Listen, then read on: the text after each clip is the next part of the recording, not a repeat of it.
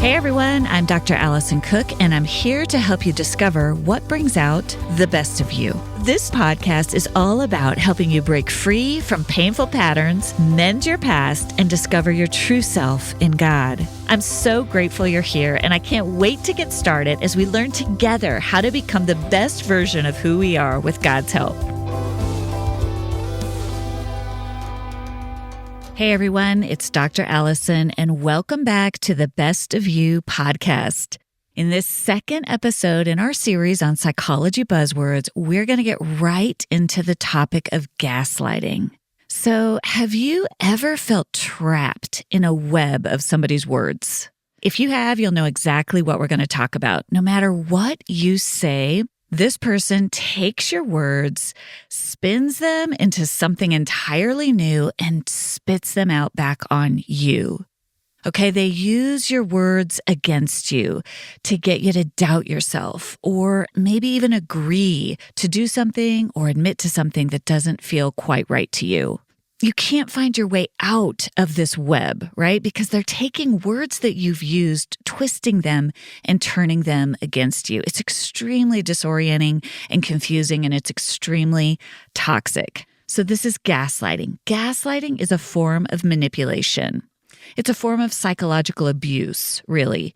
It's when someone uses lies and deception in order to manipulate you. And specifically, they're trying to make you question yourself. They're trying to manipulate you into doubting yourself, doubting your memory, doubting your own instincts, your perceptions, maybe even your belief about what you believe to be true, right? They're trying to get you to doubt yourself because they want you to stay dependent on them. They want you to stay insecure. So we're going to get into why someone might do this and how you can counter it. But before we go there, I want to start off with where this word came from. It's a really interesting example, and then I'll get into some examples of how I've seen this play out in the lives of my clients, in the lives of everyday people. So the word comes from a play that was written in the 1930s. And in this play, there's a husband and a wife. And the husband methodically and knowingly uses these tactics to try to drive his wife crazy. It's really an extreme form. It's the most toxic form of gaslighting, but it's a great example of what it is. So this guy, basically what he does in their house is every day he systematically starts dimming the lights, right? And they're called gaslights back then because they're fueled by gas. So he starts dimming the lights in the house, and he also starts rummaging around in the attic, making all this noise in the attic. But when his wife comes to him each day asking him things like, why are the lights getting dimmer? Why does it seem like it's getting darker in the house? Or why am I hearing these noises? He denies it and says something to the effect of, well, I don't notice any difference. What's wrong with you? There's no noises. The lights aren't darker. There's something going on with you. I'm getting worried about you. Okay, he's intentionally doing these things. And when she notices the reality, there is something actually happening, he both denies that reality, and then he twists it to make her question her own sanity. Okay, this is an extreme example of really abusive gaslighting. And again, as we discussed in episode 1 on narcissism, all of these behaviors lie on a spectrum. So this is a really extreme case where he's methodically and intentionally over time doing this to try to erode somebody's confidence in themselves, to erode somebody's sense of sanity. So here are some examples of how this might come out in everyday life, because it's usually not quite that overt. It's usually a lot more subtle. But here's an example. Let's say you go to your spouse and you say, hey, I just wanted to remind you that I'm not going to be home tonight. Remember you promised that you'd be available to help put the kids to bed, right? And it's just a reminder. And let's say they reply, you never told me you wouldn't be home tonight. You never said that. Well, no, I'm pretty sure I did. I remember telling you and you replying that you would be home tonight, that you could help out. Don't you remember? No, you didn't. I don't remember that. You're making that up. What's going on with you? Why would you do this? Why would you lie about something like that? Okay, so in this conversation, you see the two key components of gaslighting. Number one, they're lying. You did tell them, right? You did ask them to help out with the kids in this instance. They agreed to it. So there's a lie at the baseline. They're saying, you never told me this. This isn't happening. It's not true. When in fact, it did happen. You did ask them. And then number two, even worse, the gaslighting takes it one step further. They turn it on you. They try to make you feel like there's something wrong with you. They say things like, you're making that up. You're crazy. You're not trusting me. You need help. Okay, so you're left feeling completely confused, bewildered. You might even doubt yourself. Maybe I did forget to ask. Maybe I'm not remembering that correctly. Oh, I'm sorry. You might even start apologizing when in fact you didn't do anything wrong. And all the while they're doing this as a way to protect themselves and to keep you on the hot seat, to keep you questioning yourself so that they stay out of the fray, so that they retain their own control and their own power. So gaslighting moves beyond just simple lies and deception. Those are bad enough. It often starts with a lie, but it takes it one step further. It flips the narrative to put you on the defense. The person doing it is using this tactic to protect themselves and to control you.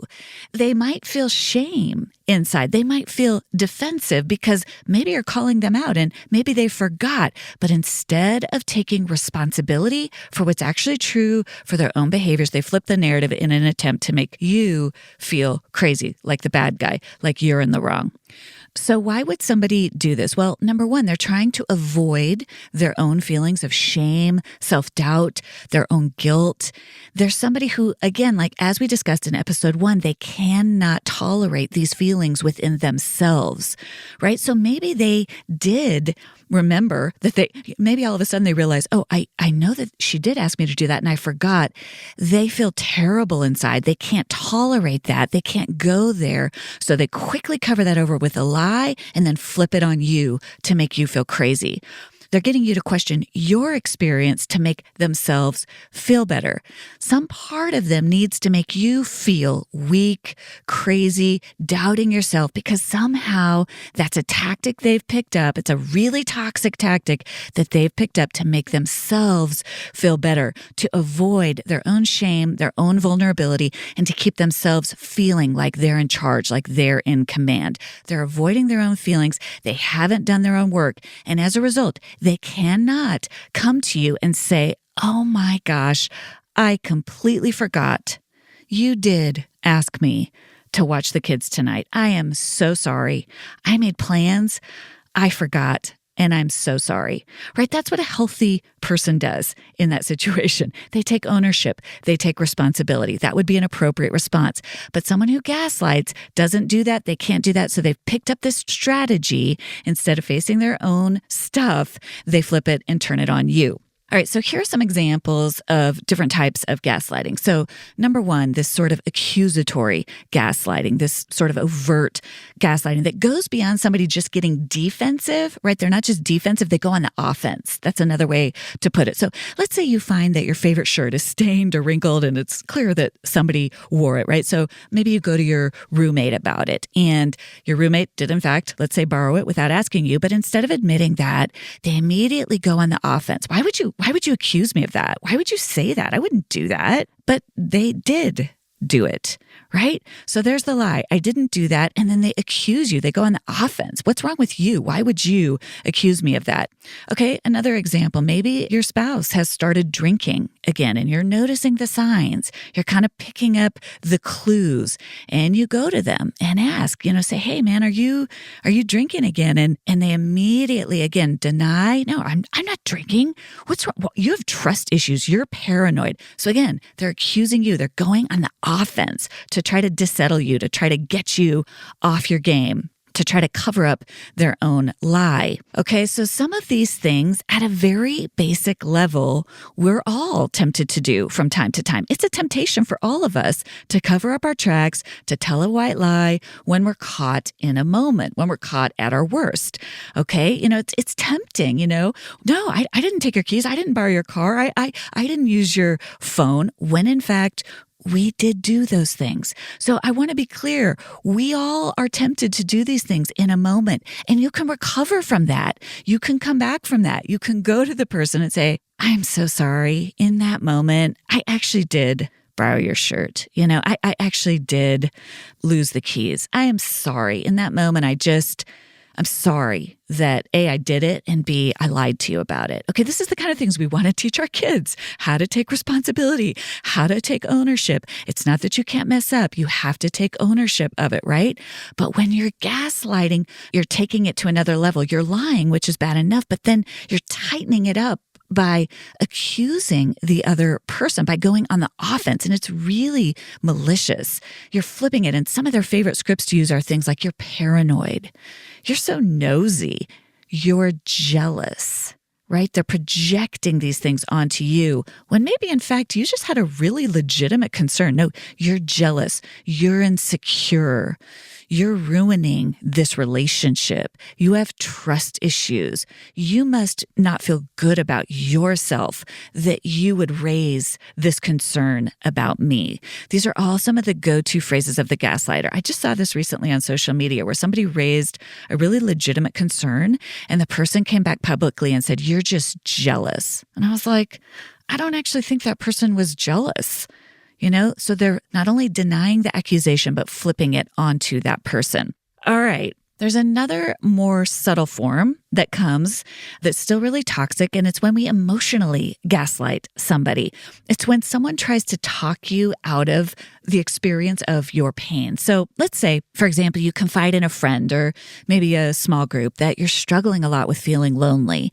And the response that you hear in return is something like, you're not lonely. What's wrong with you? Like, look at all the people you have in your life. That's just stupid. You're not lonely. Right? So that's a subtle form of gaslighting. I mean, A, it's just insensitive, but B, that is a form of invalidating this reality of your experience that you've just shared in vulnerability. Now, remember, you have to take a look at the intent and the patterns of behavior over time. I mean, does this person mean well, but you just caught them in a bad moment, or do they just lack basic healthy communication skills? It's possible. Okay. So you have to consider the whole picture of the person. We all can sometimes get caught up in a bad moment where we're not our best selves and we say something that's really insensitive and that isn't helpful. But again, the difference is that person can come back and say, I am so sorry. I just completely invalidated you. I'm sorry. Can we hit the reset button? Can we start over? Can you tell me about what you were trying to say? I'm listening now, right? So it's not that we can't make mistakes. And I want to be clear about that. But if this is somebody who's constantly kind of questioning your experience, right? Questioning and saying, no, you don't really feel that way. No, you can't feel that way. You shouldn't feel that way. You shouldn't feel angry. God doesn't want you to feel that way, right? That hurts. That hurts. And it really erodes your own sense of self, your own sense of, well, wait a minute. I think I really feel this way. I really think I feel lonely. And now I'm not only feel lonely, but I'm really confused and I'm really disoriented because you're telling me I shouldn't feel that way or I don't feel that way. Okay, this is not a safe person. If they're consistently doing this, this is not a safe person for you to confide in. Okay, this can also happen in faith communities. And I hate it that this is true, but I hear it all too often. Let's say you go to a pastor and you share vulnerably that you're feeling really uncomfortable with the way you're seeing certain things being done and the way certain people are being treated, right? And the response that you hear in return is, you have issues. You need to repent. You are slandering this community. This is a problem within you. And you're just shocked. You're like, wait a minute. Like, no, I'm seeing something bad. I'm seeing stuff that's going on here that isn't good. And I need to be able to talk to you about it.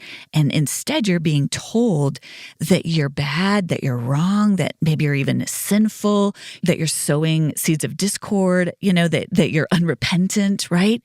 It's really, really toxic. Okay. The correct response would be something like, wow, it's hard for me to hear that, but I want to understand. It's going to be hard for me to hear this, but I really want to hear more. I want to hear your perspective. Okay? There's a way to respond to someone who is sharing vulnerably, maybe even challenging a system vulnerably. Tell me more. I'd like to hear from you. I'd like to understand, okay? And then together you chart a course forward, okay? If someone is immediately coming at you with, no, you're wrong. You're wrong. Your experience is invalid. I don't believe you. You're ruining this community. You're being toxic, right? And you genuinely know, you're like, man, I am just trying to speak up honestly about what I see here. This is a form of gaslighting. It's really toxic. So I want to be clear. Remember, people won't always have the perfect response in the moment, right? I mean, if you've shared a hard thing with your spouse, they might get angry and go on the offense. It happens to the best of us. They might get angry, get defensive. Stop accusing me. Stop blaming me, right? The difference between having a bad moment and being a gaslighter, right, is the ability to come back, to hit the reset button, to apologize, to say, I'm sorry. I did not hear you well in that moment. What I did and what I said was wrong. Can we start over? I want to listen. I want to hear. I want to have that conversation with you, right? Somebody who's healthy can do that. That's what you need to look for. But someone who cannot do that, someone who consistently is flipping the script on you, putting you on the defense, making you question yourself, making you feel crazy, making you feel confused, making you doubt yourself. Big red flags. Pay attention. You want to move away from those kinds of behaviors. Okay, these behaviors erode your sense of self over time. What's the impact? Okay, so the impact of gaslighting is you start to doubt yourself. You start to question your own experience. You might even start to question your own sanity in these worst case scenarios. You start to wonder, can I trust myself? What is really true? I don't even know. Am I crazy? Am I seeing things completely wrong? Is my system am I just too sensitive? Am I just too prideful, or are my expectations too high? You start to doubt yourself. And this is what that person wants. They want to keep you on your toes. They want to keep you questioning yourself, because the more you're questioning yourself, the less you're looking at them, the less you are going to actually see what needs to be seen about what's really going on in this situation, right? They are trying to protect themselves. Something is going on behind the scenes. You're not wrong, right? And they don't want you to see it. So they're going to keep you spinning in your own mind so that you don't actually get the strength to call out what's wrong and to move toward health, right? To hold them accountable if you can. And in some cases you can't. We'll talk about that. But at the very least, to separate out from that toxicity and move yourself toward health. Okay, I've seen really capable, intelligent people start to lose their bearings when they're in a situation of constant gaslighting. This happens to everybody. It's really, really easy to get sucked into. And it's really hard when you've been consistently exposed to a parent, a partner, a pastor, a boss, a family member, a friend who's constantly using these tactics to get you to undermine yourself, to get you to doubt yourself. It's really, really hard to get your bearings back. So don't shame yourself if you've been lost or stuck in this web that a gaslighter creates. All right, so what does the Bible have to say about gaslighting? I find this really, really interesting. So I believe the Bible has a very specific word for the person who consistently engages in this strategy, and that word is a fool. So we see this word fool over and over in the Bible. So I looked it up in the dictionary to see how this word is defined in the modern sense. So there's two components. One, fools are unwise. Number two, fools are deceptive. Interesting. Unwise and deceptive. So let's clarify. Fools are not necessarily unintelligent. They're unwise. There's a big difference. Instead of relying on honesty, sincerity, and healthy vulnerability to get what they need and want, a fool resorts to tricks, deception, and manipulation. They're con artists. They gaslight. And man, sometimes people are really, really good at it. They're really smart about it. They do this really, really well. And it's really insidious and it's really scary when they get really good at this. So again, fools are unwise and deceptive, right? This is this combination. And the Bible has more warnings against foolishness than almost any other topic. And I don't think we're talking about this enough. So here are some examples, primarily from the book of Proverbs. Okay, so Proverbs 18:2. Fools care nothing for thoughtful discourse. All they do is run off at the mouth. Proverbs 12:15, fools are headstrong and do what they like. Proverbs 10:18, liars secretly hoard hatred, and they are fools who openly spread slander.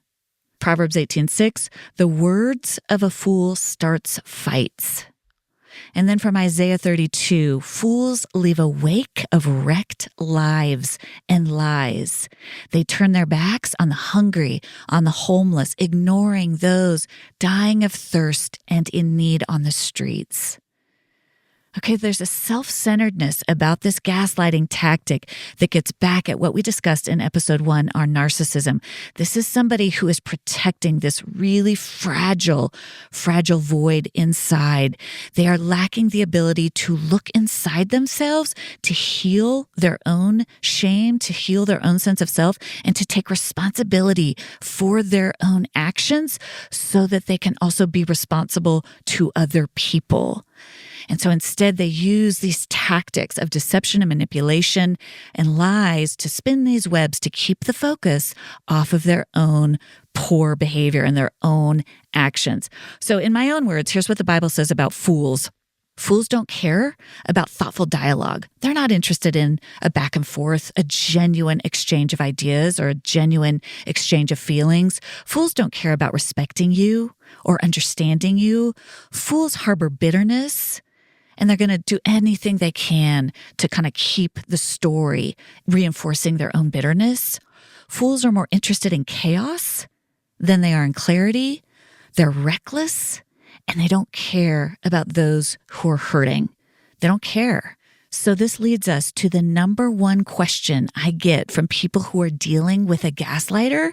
They always are asking me, how can I get them to understand me? How can I make myself heard? Right? We're desperate to have my spouse hear me, to get my parent to understand me, to get the people in my church community to see what's going on, to see what I'm seeing, to see the reality of this situation. And here's the answer to that question. They can't. They won't. The gaslighter will not try to understand you. They will not hear you. And this is so hard for people to understand when they're caught up with someone who gaslights them. Someone who consistently behaves in this manner is not interested in understanding you. They're not interested in actually hearing you. You think if I could just say it better, louder, more clearly, that they'll understand me. They won't.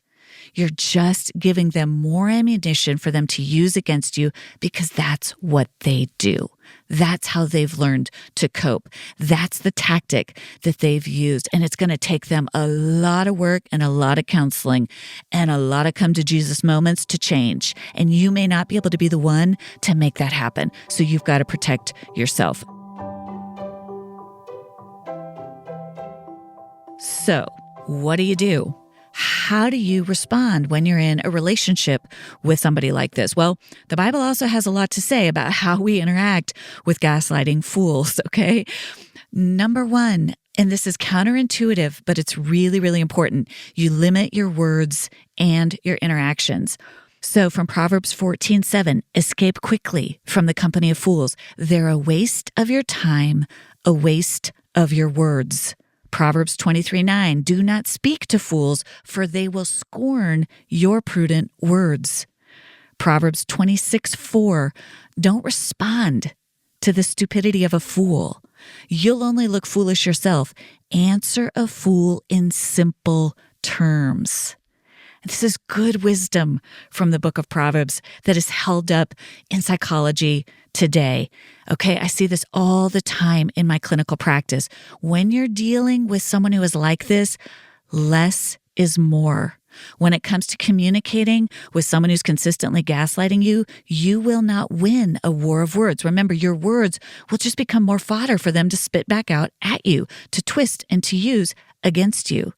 So you have to limit your communication. You have to extract yourself as best you can. You have to resist attempts to explain or to get them to understand you. And this is painful, but it won't work. Your actions will speak the loudest. In fact, if you have to communicate with someone like this, if it's a parent, maybe it's a co-parenting situation, maybe it's a work colleague, I often tell people to write out scripts with bullet points and just stick to the script and don't respond to anything they throw at you. You have to be so careful in the words that you use with someone like this. Okay, number 2, and this is hard for folks, but you have to let this person suffer their own consequences. And there are a lot of ways that this plays out, but from Proverbs again, fools are undone by their mouths. Their souls are crushed by their words. From Galatians 6, the person who plants selfishness, ignoring the needs of others, ignoring God, will harvest a crop of weeds, right? What they'll have to show for their life is weeds. So there's this sense that they will suffer their own consequences. It's almost like you have to get out of their way. Get out of their way. Take care of yourself. We'll get into how you take care of yourself, but get out of their way. This is really hard for those of you who are high in empathy, who want to connect, who want to stay loyal, right? You want this person to hear you. You want some sort of connection. And so this is really, really hard, but one of the most loving things you can do for someone who is headed down this road of deception and destruction is to let them suffer those consequences, is to extract yourself, save yourself first, right? Put on your own life jacket first and let them suffer their own consequences. One of the best examples of this is from the parable of the prodigal son from Luke chapter 15.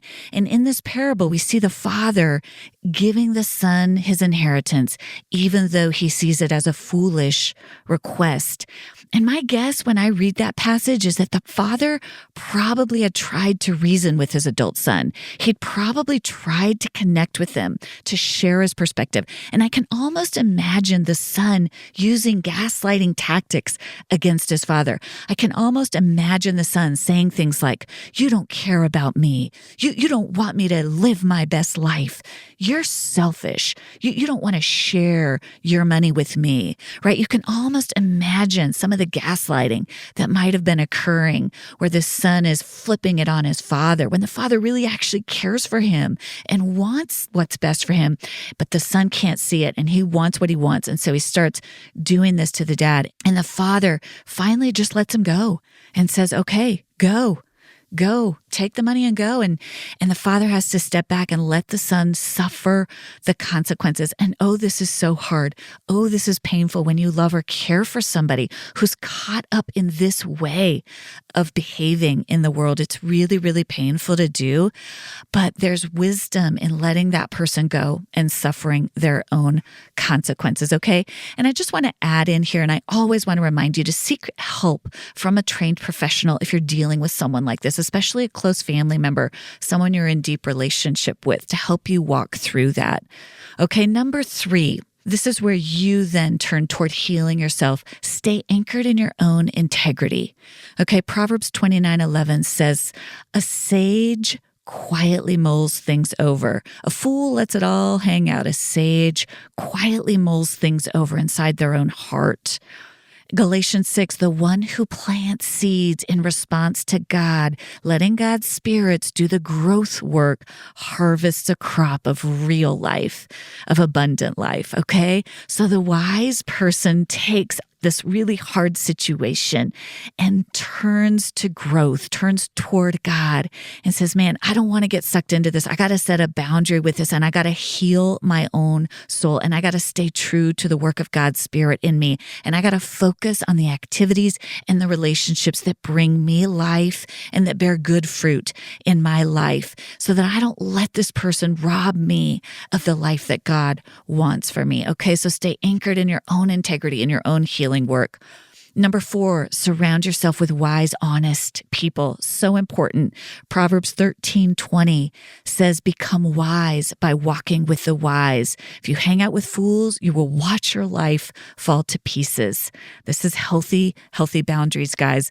If you have to deal with a gaslighter on a day-to-day basis, you have to surround yourself with honest people who see you, who help you see reality, who help you name what's really going on so you can stay strong and intact inside your own soul. And then number 5, remember God's justice. And again, we turn to Galatians 6 here. No one makes a fool of God. Okay, no one makes a fool of God. So even if you have to extract yourself from this painful situation, and maybe this person goes on and they're spinning lies about you and they're telling everybody all these lies about you, right? Because you've extracted yourself and you've turned away from this behavior.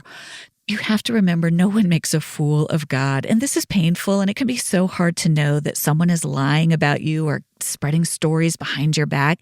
But at the end of the day, the truth will win out. Okay, you may not be able to win that momentary battle, that momentary war of words, that you may not be able to clear the air in that exact moment. It may take some time, but you can save and heal your own soul. You can go on to find healthy relationships with honest, humble, kind, good, God-fearing, in the healthy way people. Okay? You get to walk away and make sure your own soul is intact. And remember, at whatever point you do that, the justice will come. It will come. It may not be now. It may not be next year. It may take a while. But no one can make a fool of God. The truth will win out. The truth will set you free. So take heart, okay? Take charge of what you can. Limit your words. Limit your interactions. Keep your own integrity intact. Surround yourself with good, wise, safe people. And then let go of what you cannot control. Let go of what you can't control. And remember that God cannot be made a fool, that justice will prevail. It will at some point, and you'll know when you need to revisit that. But for now, turn toward the life-giving work of being true to the beautiful soul that God made in you. The good news is this, okay? The enemy of our souls is the father of lies, the father of gaslighting, right? These malicious lies. This is John 8:44. But we have access to the one who is the way, the truth, and the life. Armor up with the help of good friends, with God's Spirit on your side. Get a good therapist, and you will be okay. Okay, you will be okay. You can find a new life apart from the gaslighter. So finally, I want to conclude with this question. What's the antidote to gaslighting? How do I make sure I don't go down the road of becoming a gaslighter? And how do I avoid people who might gaslight me going forward? So here's the thing. We all are inclined to tell little white lies from time to time. We all want to brush things under the carpet. This is a part of our human nature, and it's the part of us we need to become really aware of and be honest about, right? Because the truth is, the best antidote to gaslighting is to become a truth teller yourself, right? It's to work on being as honest as you can with yourself, with God, and with a few trustworthy people. When you're honest with yourself, when you're honest with God, you build up that muscle. You build up that discernment. When you can name something in yourself, when you can say, man, I see that thing and it's there and it's real, you start to build up that reality muscle. And it actually helps prime you to detect deceit and manipulation in others. So it starts from the inside out, and it is such a freeing way to live. I've learned to live this way myself. I've walked my clients through this process of learning to get really honest inside your own self, because it is the best way to really get a refined sense of what's real, what's honest, what's truthful in the world around you. So here are some things you can do just to build up your own inner truth teller. When you make a mistake, own it. Really work on this. This is a skill to work on it. And you don't always have to go to the other person. This should be in the context of a compassionate self-awareness, but, go to yourself, go to God, journal. Man, I can't believe it, but I did this thing today, and I just want to name that. And I want to be honest about that, not with shaming myself, not with judging or condemning myself, but just getting really honest with yourself and with God. Another thing that you can practice is just being someone who learns how to validate and get curious about the experiences of other people. people, even when you don't understand what they're going through. When you practice this muscle in yourself of listening to someone and saying, I don't understand. I want to hear more. Help me understand your perspective, right? Could you tell me more about what that's like for you? When you build up that muscle inside of yourself, when you become that kind of person, you will also draw those kinds of people toward you, right? You will also learn to look for those qualities in other people. So as you become, the kind of person you become is the kind of person you will more and more begin to seek out and look for in others. The more of that goodness you taste in healthy relationships where you listen and honor and ask good questions with curiosity, with compassion, the more you do that with yourself, the more you do that with the people in your life, the more you'll draw those people toward you.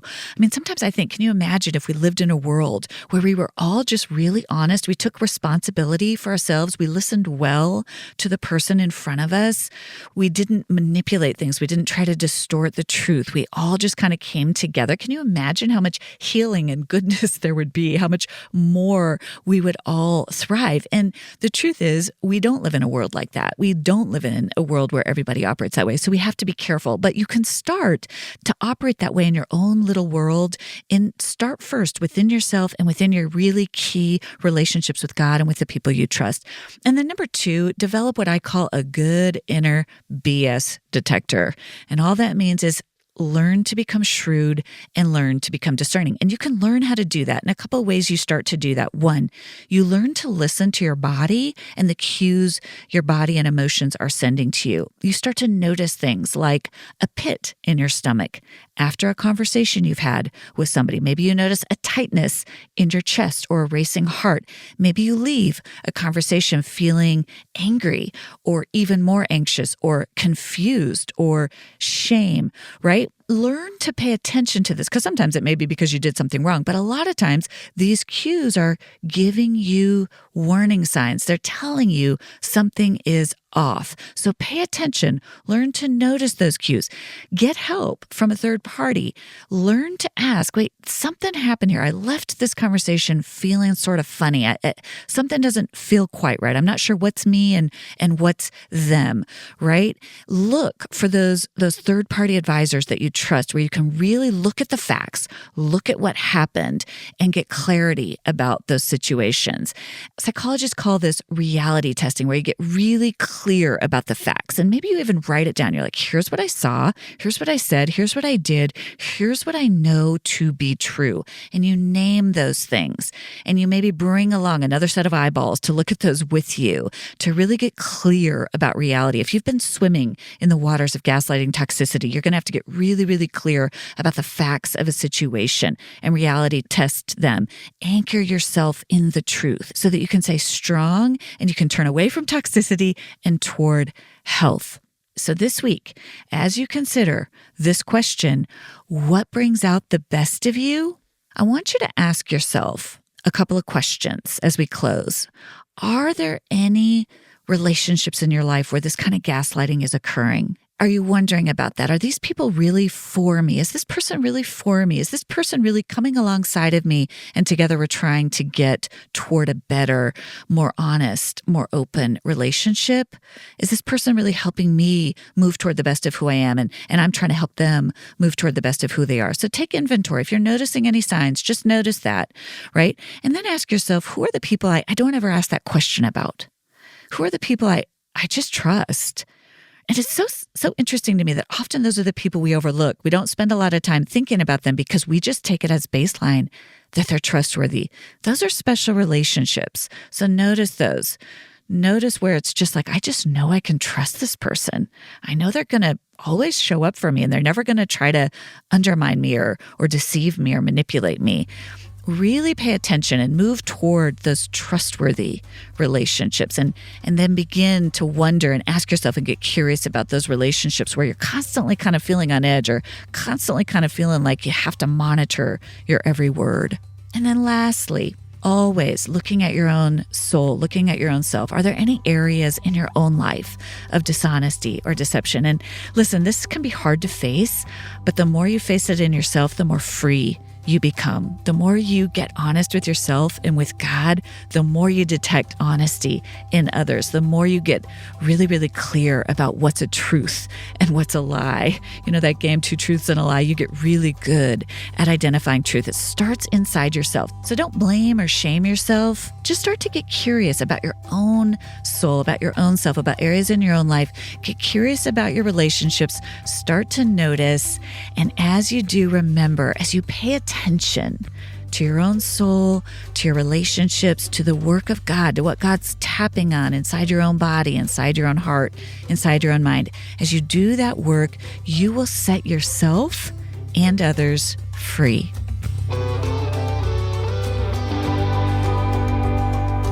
Thank you for joining me for this episode of The Best of You. Be sure to check out the show notes for any resources and links mentioned in the show. You can find those on my website at drallisoncook.com. That's Allison with one L, cook.com. Before you forget, I hope you'll follow the show now so that you don't miss an episode. And I'd love it if you'd go ahead and leave a review. It helps so much to get the word out. I look forward to seeing you back here next Thursday. And remember, as you become the best of who you are, you honor God, you heal others, and you stay true to your God-given self.